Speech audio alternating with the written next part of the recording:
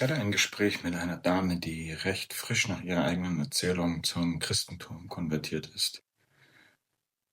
Sehr schön mir ihre Erfahrungen dazu geschildert hat und sehr vehement davon überzeugt war, dass sie das Richtige tut. Ich habe Analogien vom Buddhismus angeführt. Nicht, weil ich Buddhist bin, sondern weil die Möglichkeiten, Dinge und Erfahrungen darzustellen, in einem umfangreicheren Fundus an Beschreibungen tatsächlich ruht. Und aufgrund des Sachverhalts versuche ich in Gesprächen immer wieder den Daoismus, Buddhismus, Konfuzianismus, auch den Hinduismus anzuführen, da wir hier überhaupt gar nicht die Möglichkeit haben, das tiefgründig auszudrücken. Nicht aus einer Überzeugung oder der Intention, irgendjemand zu irgendwas anderem zu überzeugen, sondern weil ich denke, dass eine Offenheit, eine Ambiguitätstoleranz eines der wichtigsten Fakultäten ist, die ein Mensch sich im Leben erarbeiten kann und auch meiner Meinung nach sehr dringend braucht. Das brauchen wir alle am allermeisten. Allerdings ist mir in dem Gespräch natürlich aufgefallen, oder auch in anderen Gesprächen, dass alle die westlichen Religionen, ich möchte hier einfach mal das Christentum überstülpen, da ich in dem selbst aufgewachsen bin, ich aber herausentwickelt habe und auch aus der Kirche ausgetreten bin, immer wieder feststelle, dass alle, die dort sehr arg drin verruhen, sehr stringent und dogmatisch sind tatsächlich. Ein Dogmatismus bedeutet immer, dass ein gewisses Narrativ durchgetrieben wird. Alles, was aber etwas anderem verschlossen ist, versucht nicht jemandem anderen etwas mitzugeben, sondern versucht eine absolute Wahrheit darzustellen. Alles, was eine absolute Wahrheit darstellt und andere Dinge ausgrenzt, hat eine sehr geringe Toleranz und eine sehr geringe Offenheit gegenüber anderen Dingen, und das limitiert eher, als dass es hilft. Hätten wir in den westlichen Religionen Möglichkeiten, menschliche Psyche, Verhalten und auch wirkliches spirituelles Wachstum darzustellen, denke ich, wäre die Notwendigkeit überhaupt gar nicht gegeben, weiterzugehen. Es ist sehr viel mit Sicherheit in alten Schriften vorhanden, aber es ist sehr allegorisch und sehr verschlossen und tief mit drin.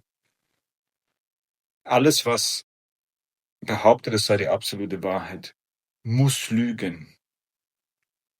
Weil so etwas wie die absolute Wahrheit gibt es nicht. Sie ist immer subjektiv.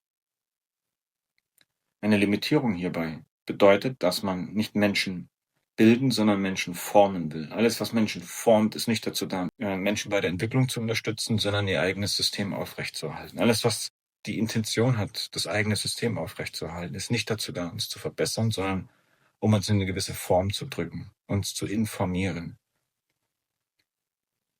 Das ist eine klare Limitierung in jeder Sache, sowie alles, was sogenannte Bildung oder ideologische Vorstellungen und Narrative von gewissen Dingen sind. Denn wir können nur eins auf Basis unserer vorhandenen Konditionierung, den Werkzeugen, die wir haben, also Vorbildung und Vorkonditionierung, und in Sehen, Hören, Riechen, Schmecken, Spüren, die Sachen wahrnehmen, und für alles andere, weil die Augen sind limitiert, sonst brauchen wir eben eine Lupe oder ein Mikroskop oder ein Elektronenmikroskop, um weiter vorzugehen. Also sind wir immer auf Hilfsmittel angewiesen. Alles, was dort dargestellt wird, ist immer auf Basis der Interpretation der Person, die es gerade observiert, stark limitiert. Und wir wissen auch aus der Quantenphysik und aus der Heisenbergischen Unschärferelation, dass der Observierer immer die Realität mit verändert. Das bedeutet, wir konstruieren etwas in etwas rein und gehen dann davon aus, das sei die absolute Wahrheit. Innerhalb der Möglichkeiten, die sich dann auch für uns ergeben, diese Informationen weiter zu postulieren oder anzubringen, sind sehr starke Limitierungen tatsächlich vorhanden, da wir immer gegen kognitive Dissonanzen bei Menschen kämpfen. Diejenigen, die dogmatisch und fundamental von etwas überzeugt sind, werden immer das Andersartige und das Fremde bekämpfen, da es an ihre Grundfeste und an ihre Identität geht. Wer sich mit etwas tief verwurzelt identifiziert, limitiert sich, weil er andere Sachen ausgrenzt. Alles, was in diese Richtung uns versucht zu bilden, ist keine Bildung, sondern eine Verblödung. Die einzige Option, die wir haben, ist allen gegenüber, und ich spreche wirklich allem, nicht nur allen Menschen, sondern auch allem gegenüber offen zu sein. Es gibt keine absolute Wahrheit. Das Einzige, was es gibt, sind subjektive Wahrnehmungen, Interpretationen. Nur weil wir in etwas aufgewachsen sind und so konditioniert wurden und davon ausgehen, dass das Richtige sei und die absolute Wahrheit, heißt es nicht, dass es wirklich so ist. Ich bin auch hier nicht da, um zu sagen, deine Religion ist nicht richtig. Niemals. Das würde ja genau das Gleiche gerade eben tun, was ich versucht habe anzuführen. Ich bin eher daran interessiert, und das ist das Allerwichtigste, warum Menschen sich dorthin bewegen. Denn es gibt eine gewisse Motivation dahinter, eine gewisse kulturelle Verbindung dazu und eine gewisse Identifikation, die da dran gebunden ist. Und alles, was an eine Identifikation oder an das Ego gebunden ist immer eine grundfeste Annahme eines Menschen, eines Individuums. Hier kommt ein kleiner Zwischensatz. Individuum und Atomos, also Atom, sind die gleichen Worte, weil Individuum ist lateinisch und heißt auch nicht teilbar. Atomos ist griechisch für nicht teilbar. Ist also dasselbe Wort im Prinzip.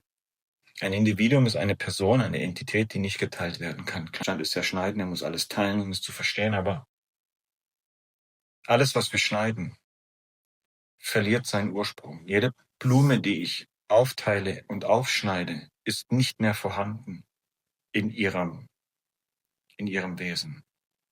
Aus dem Grund ist das Einzige, was wir tun können, tatsächlich die Dinge so sein zu lassen, wie sie sind und so zu beobachten. Der Verstand möchte alles aufteilen und alles zerlegen. Und wenn wir dann von etwas überzeugt sind und uns das lange genug so eingetrichtert wurde, dann ist es sehr schwierig, mit Menschen drüber zu sprechen, die speziell und tief in ihren Grundfesten verankert sind und das für die absolute Wahrheit tatsächlich empfinden. Jede Theorie und jeder Ansatz, der behauptet, er sei die letzte Wahrheit, lügt. Es gibt so etwas nicht. Der im Dao steht, das Dao, das benannt werden kann, ist nicht das unendliche Dao. Und das ist etwas, was ich als angemessen tatsächlich empfinde. Denn wir können es nicht beschreiben. Wir sind Teil eines Systems, nämlich eine Analogie von Alan Watts, der kannst nicht mit deiner Fingerspitze berühren. Du brauchst immer etwas Zweites mit dazu. Also ist hier eine Limitierung vorhanden. Du kannst dich selbst nicht erfahren. Du bist immer auf die Außenwelt angewiesen. Und wir sind auch nicht von der Außenwelt getrennt. Wir sind Teil des Ganzen. Ein sehr wichtiger Ansatz an einem Verständnis für uns, vor allem im kollektiven Miteinander, sehr wichtig. Wenn wir wirklich eins verstehen würden, dass wir nicht anders sind als andersartige Menschen. Also nicht anders als irgendein Franchise. Und ein Franchise meine ich Deutsch, Österreicher, Amerikaner, Inder, Türke, Italiener. Das ist ein Franchise. Das ist eine Nation. Das ist ein fiktives Konstrukt von anderen Menschen. Und wir haben gelernt, dass wir uns damit identifizieren. Aber wir sind alle Menschen, egal wie wir aussehen. So wie alle Blumen Blumen sind, egal welcher Gattung sie angehören. Also warum müssen wir irgendwas trennen? Das ist ein sehr interessanter Ansatz, ein sehr interessanter Gedanke, denn das Ego basiert darauf. Denn es kann nur aufgrund von einer Abgrenzung sich selbst entdecken. Abgrenzung, Ego. Wenn ich sage, das bin ich, das ist etwas anderes. Das ist der rechte Finger, das ist der linke Finger. Und das Ego funktioniert genau gleich. Es ist darauf angewiesen, Differenzen zwischen anderen aufzuzeigen. Und auf die Basis dieser Grenzen kann es sich selbst erst identifizieren. Wenn der menschliche Geist und unsere Ansichten grenzenlos werden, haben wir auch keine Probleme mehr im Umgang mit andersartigen Informationen oder auch Menschen. Das ist eines der wichtigsten Dinge überhaupt. Dann haben wir keine Intention, auf irgendwen wütend zu sein.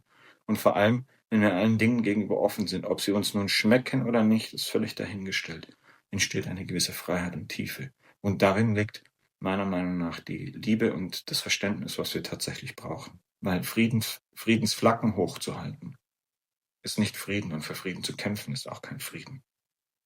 Das ist nett verpackt irgendwo. Frieden und Zugang zu anderen Menschen entsteht, indem ich meine eigene Wahrnehmung sowohl als Individuum, aber auch als Kollektiv verändere.